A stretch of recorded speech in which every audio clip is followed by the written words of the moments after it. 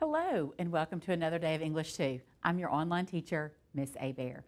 We have been exploring the different ways that authors use rhetoric and word choice to develop their claims. And so we're going to continue that today as we look into no flies fly into a closed mouth.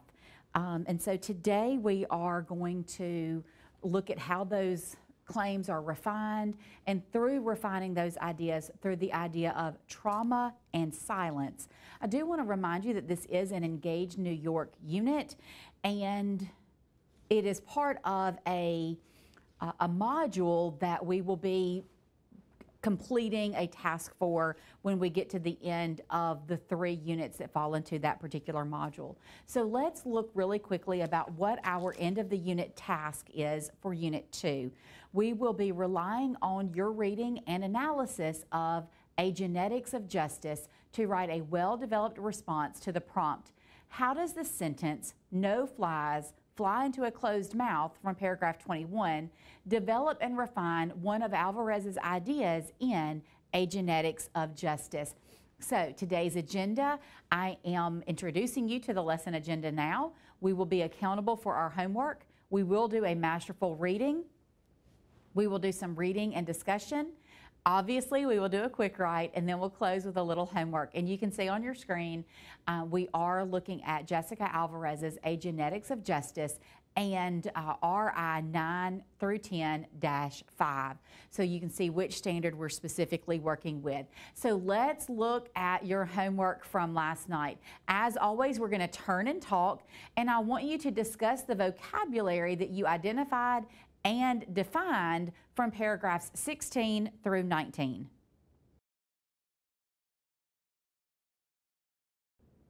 Great job. Now let's listen to a masterful reading of paragraphs 16 through 19. And I know you did some annotating last night in your preview of this particular section, but I would like for you to do some additional annotating, because I'm sure you're going to hear some additional things that you had not considered when you were reading it yourself. So let's move to the masterful reading, and we'll come back and do some reading and discussion.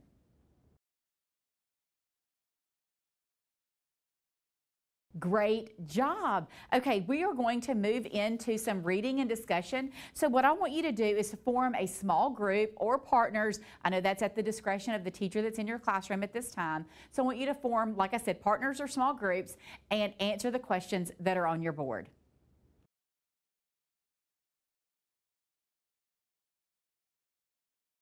I know those were a lot of questions for paragraph 16 and 17, and that's okay. We're going to go over a few of those, and then we will move into our Central Ideas Tracking tool, so you may want to go ahead and have that out. So let's look at the first set of questions together, and then I will pass it on to you as a class to have some whole group discussions. So the first question was, how does Alvarez choose to relate her family's escape from the Dominican Republic in paragraph 16? And the masterful response would be, she does so briefly. She moves forward in time to recount Trujillo's downfall with only a short reference to the fact that these events took place 9 months after our escape from our homeland in paragraph 16. That next question said to analyze the difference in meaning and tone in the first and last sentences of paragraph 16. How do Alvarez's specific word choices create this difference? In the first sentence of the paragraph, Alvarez calls those who killed Trujillo plotters, implying illegal activity, and states that they assassinated Trujillo, suggesting murder. Then in the final sentence, Alvarez describes his death as a process of justice. She says that he was brought to justice and found guilty, suggesting a trial. The word executed also implies a legal process leading up to his death.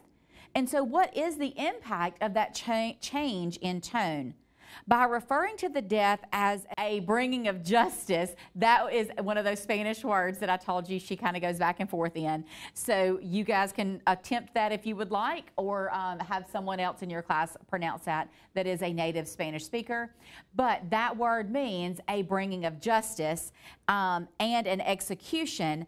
Alvarez justifies that assassination, making it seem more acceptable to the reader. Okay, so that will help you hopefully see those masterful responses and those specific word choices. And remember that we are looking at word choices and how authors use those to help develop and refine their claims. So I'm going to put up the next set of questions, and I would like a volunteer from your class to lead that discussion.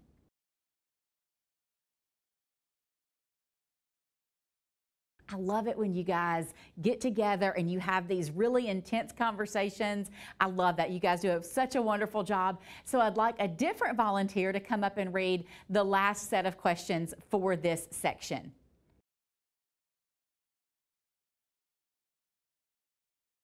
Fantastic job. Now I would like for you to either get back with the partner or group that you were working with before, and I want you to complete that Central Ideas tracking tool for paragraphs 16 through 17.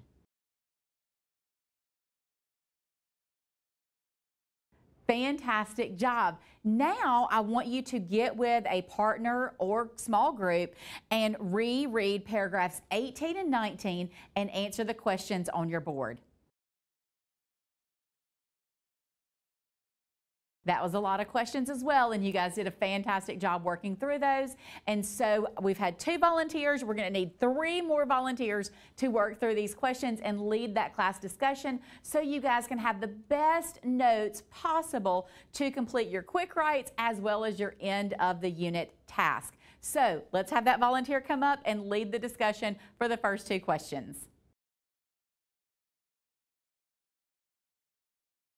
Great job. Let's move to the next set of questions. We're looking at how Alvarez develops the idea of silence in paragraphs 18 and 19. And there are lots of different ideas. And so I want you to look at the masterful responses, but also talk about the ideas that you found as well. All right, and the next question, I'd like a volunteer to come up and lead that discussion.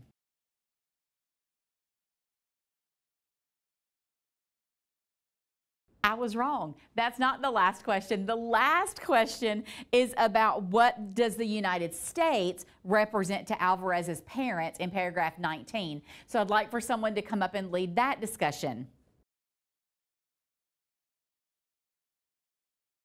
Good job. All right, now it is time for you to complete your Central Ideas tracking tool for paragraphs 18 and 19.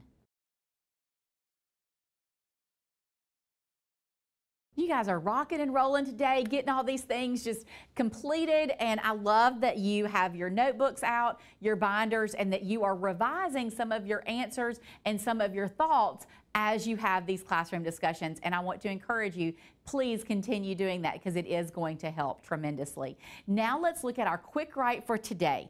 In paragraph 19, how does Alvarez develop and refine the ideas from paragraphs 16 and 18. So you have had an opportunity today to reread paragraphs 16 through 19. You've answered questions and you've had these classroom discussions. You should be ready to answer that question. I'll give you a few minutes to write before we move on to our homework for the day.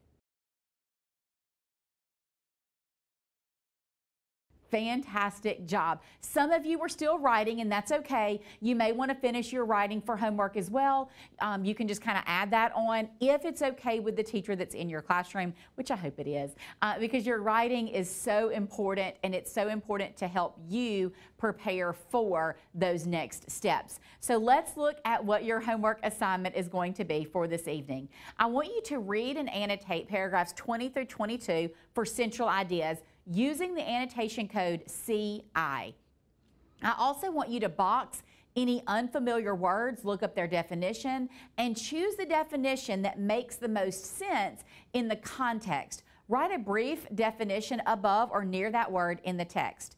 Also, I want you to conduct a brief search into the Mirabal sisters and write a short paragraph explaining who they were and their significance in the history of the Dominican Republic. We're going to read a little bit about them in our lesson tomorrow.